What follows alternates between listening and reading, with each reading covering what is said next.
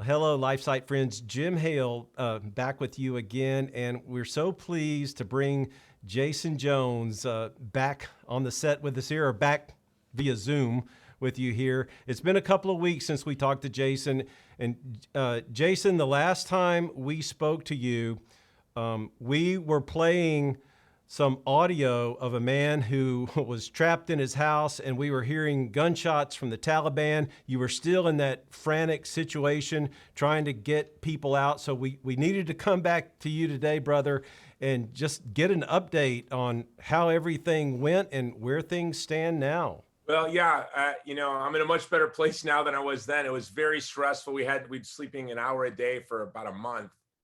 Things have sort of gelled. They've stabilized a bit. They're not good, but since that day, I want to let you know that so many of those families we were able to rescue, to evacuate out of Afghanistan, and it's because of LifeSite News and LifeFunder. We would have run into a brick wall after the planes were shut down because our whole strategy was based on planes. Thanks to LifeSite News and your I don't know what you'd call it, your service, your application, LifeFunder, and you came to me. We were in the middle of putting out a fire, and we didn't have time to think about fundraising or LifeFunder, and you came to us and had put it all together. We were able to raise over $300,000, and with that, we hired people, high-level people from the former Afghan government and high-level former intelligence officers to knit together a team to do overland evacuations into neighboring countries. And that would not have been possible without LifeFunder.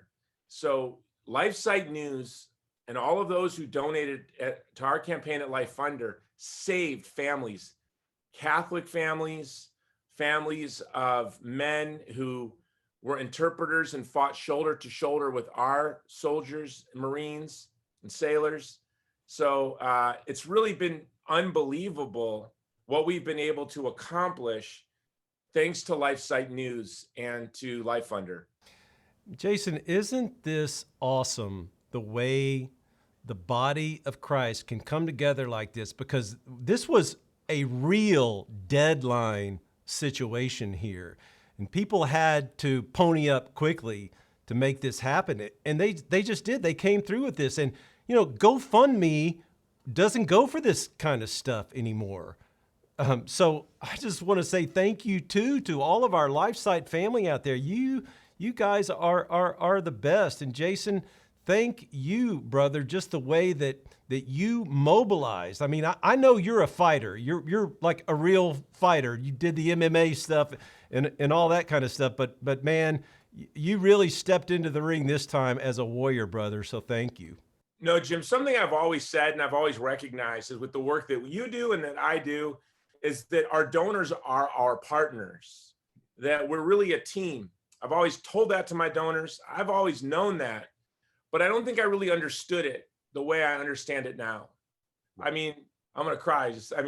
I've really come to understand, really, this has been a teaching moment for me, how much our donors are our partners and shoulder to shoulder with us. I knew it, but now I really deeply understand it. Our initial goal was to raise $100,000. That was for flights. We were looking at planes and seats on planes. And we were hopeful that Qatar and Turkey would have the airport up within 2 weeks. We were promised that. And that gave you some wiggle room a little bit, right? That provided some hope and some wiggle room. Well, when the airport didn't open, we ran into utter hopelessness. If not for all of a sudden, I had $300,000.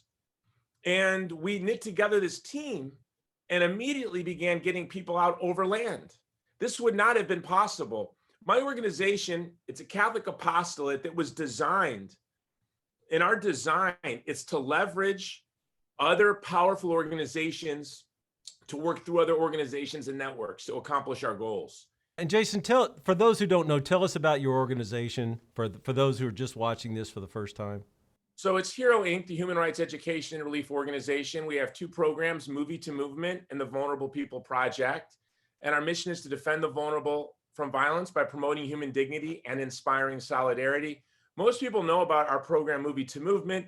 We've made some pretty successful films, like we've been a part of the film Bella, our short film with Justin Bieber's mother, Crescendo. Our latest film will be on Fox Nation this fall, Divided Hearts of America. That's what people see. But most of our work is in the Vulnerable People Project, where we work to advance the interest of the vulnerable, from the child in the womb to the child in Darfur. We were there in Sudan during the genocide. We were there in Iraq with our Christian brothers and sisters with the rise of ISIS.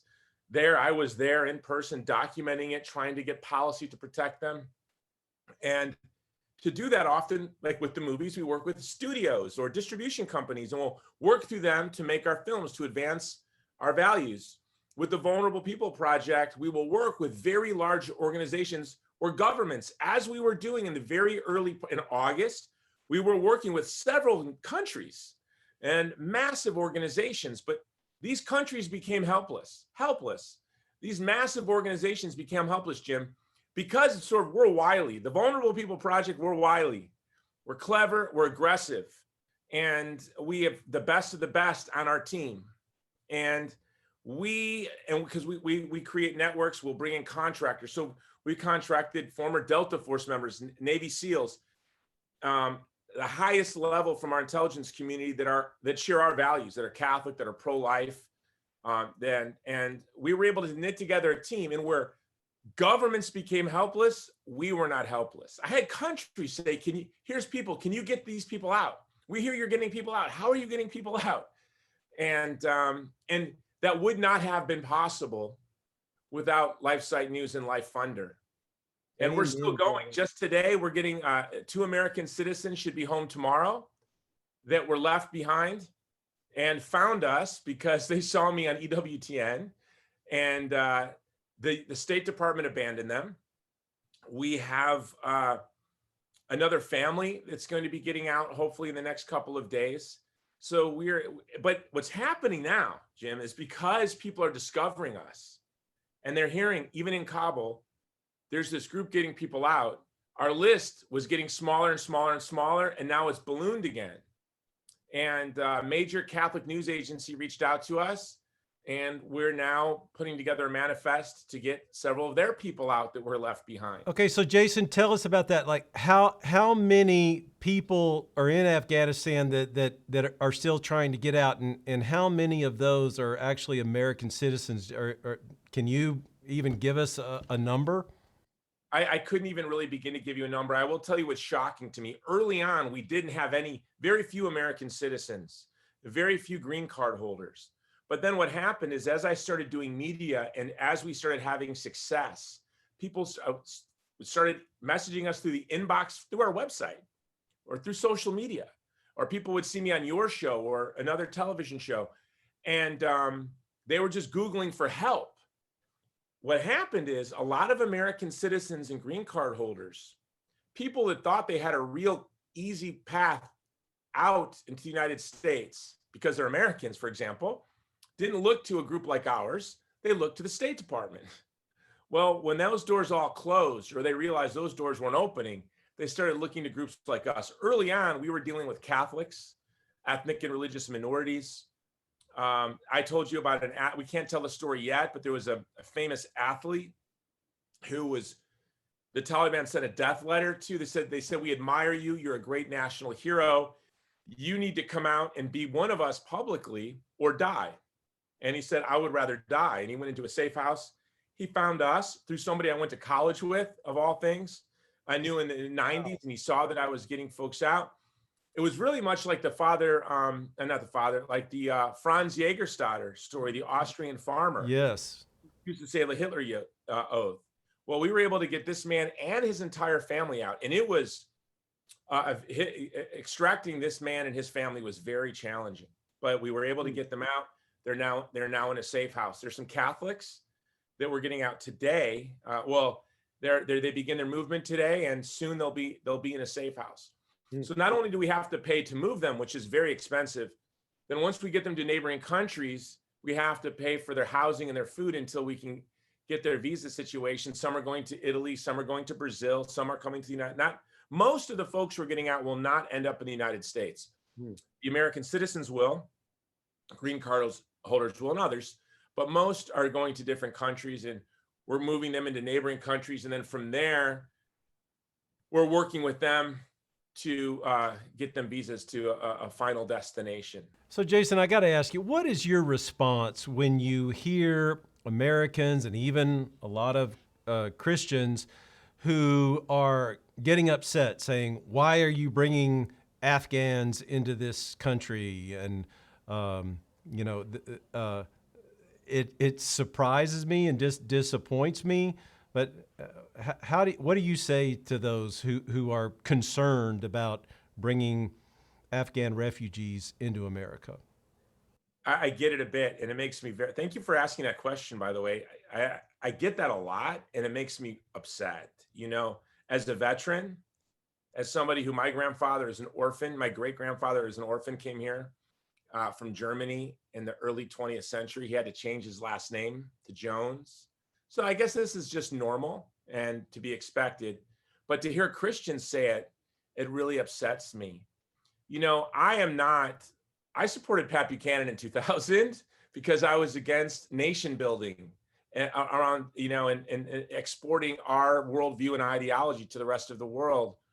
When we invaded Afghanistan, my hope was that we would be there to kill our enemies and to come home, not to nation build. Planned Parenthood was the first NGO in Afghanistan after the invasion. We flew the rainbow flag in Afghanistan in June from our embassy. So I'm not for nation building. I publicly and aggressively, and it was outspoken in opposing the invasion of Iraq because I knew that it would lead to genocides of the most ancient Christian community, as St. John Paul the Great warned as well, and which happened. It's interesting. It's the people, it's the neoconservatives and the neoliberals that skipped into Afghanistan hand in hand, making all sorts of promises about what we were going to do for the people of Afghanistan that are so heartless and skipping out. And I want to say, I didn't make these promises. I knew this disaster was inevitable. But when our founding fathers talked about don't get in entangling alliances. When you go to war with a country and you use all sorts of nation building promises, was that just propaganda? I wish they would cover the Taliban today the way they covered the Taliban when they wanted to foment war, when they wanted to inspire us for war, because the Taliban today is worse than it was then. It's literally, they're no longer kissing cousins. They're blood brothers of Al-Qaeda, which came out in the hearings this week, which, by the way, my organization, if you listen to my podcast, the Jason Jones Show, or get our reports, we laid out from the very beginning every member of the new Taliban government and their connection to Al-Qaeda. Now, that doesn't mean I'm for regime change wars. That doesn't mean I'm for nation building. But if we go into a country and literally create the problem for the ethnic minorities, like in Iraq, the genocide of the Catholics, the oldest Catholic community in the world, was because of our foreign policy failures. Barack Obama called ISIS the JV team, which they were, but then the JV team fomented genocide of our co-religionists. I think we have a responsibility to those people. I think in Afghanistan, those interpreters that were shoulder to shoulder with our Marines, with our soldiers, with our sailors, that they were going up against the worst. Jim, I'll tell you a story. There's an interpreter who's an American citizen now because he fought against the Taliban for 18 years. I'd love to get him on your show because by God's grace, he'll be home in a week, back home in San Diego, where he's from. He fought shoulder to shoulder with our troops for 18 years. You know what he said to me? He said, "Brother Jason, I will run at the Taliban with a smile on my face. I've been fighting them I fought them for 18 years. They do not scare me.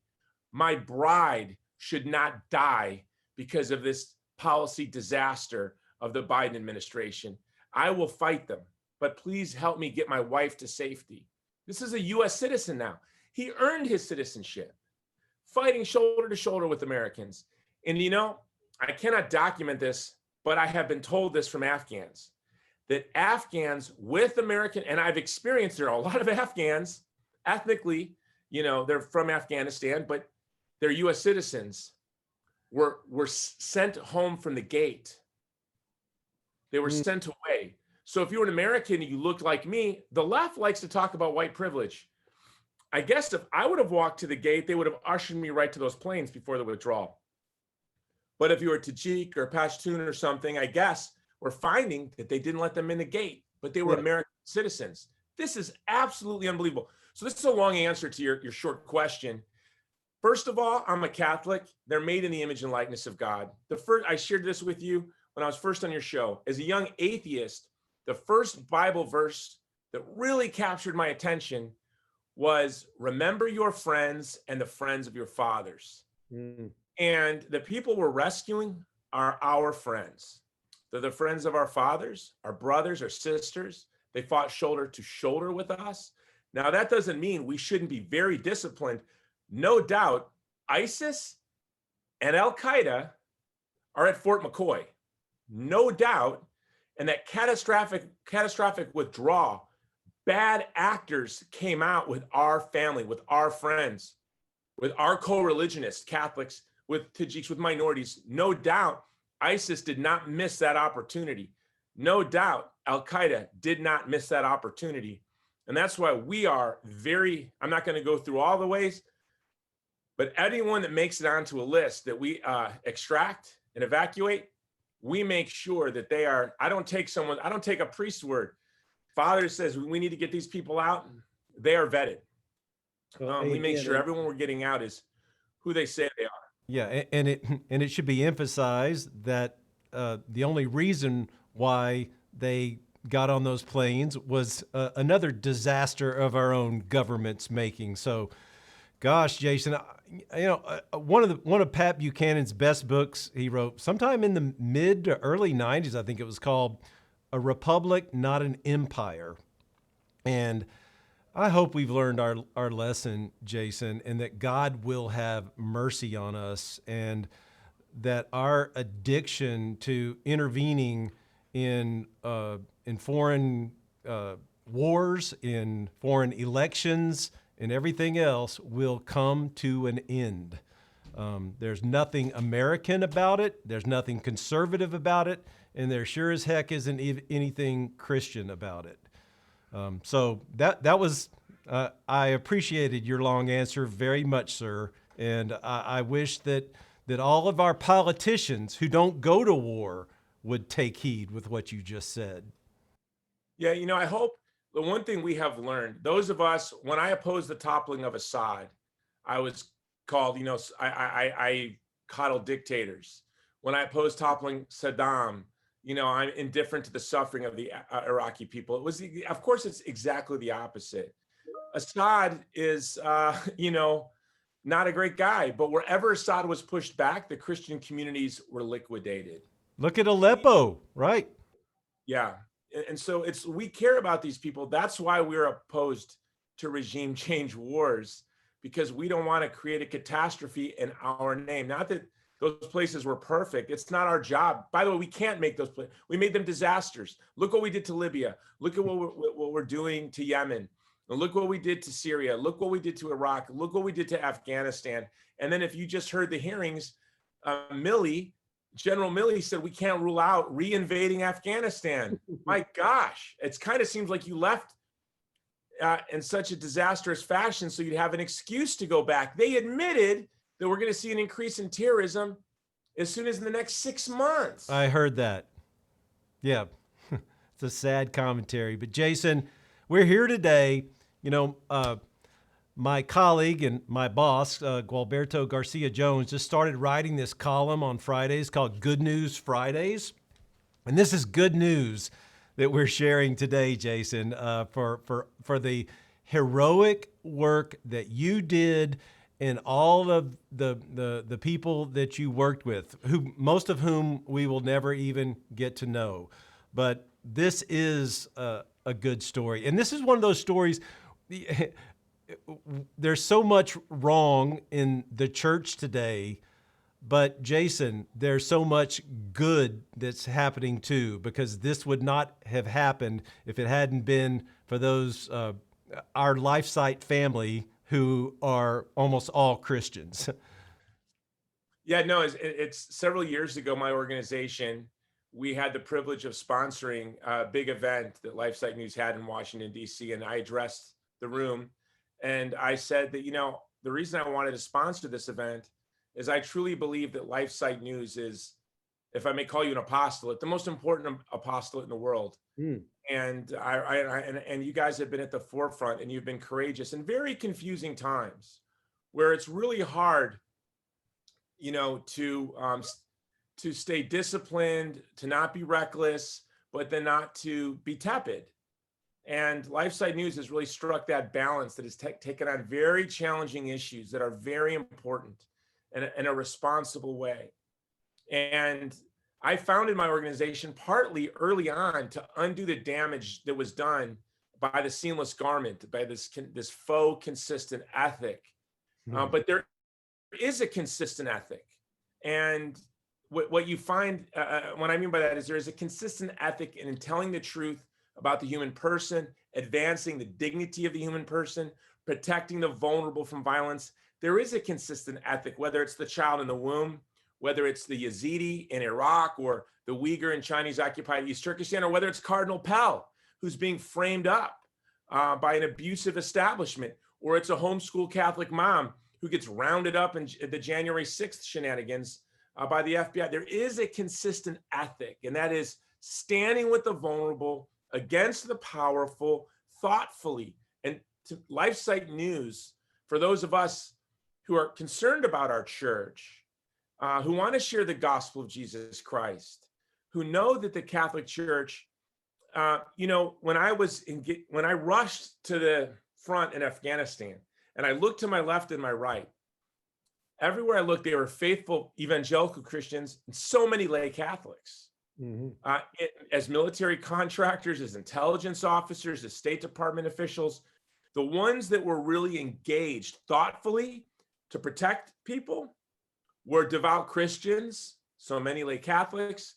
And for all of us, I know for so many of us, LifeSite News is the first place we check when we wake up in the morning. Well, Jason, thank you so much for those words. I've never been prouder, or I guess I want to say more humbled.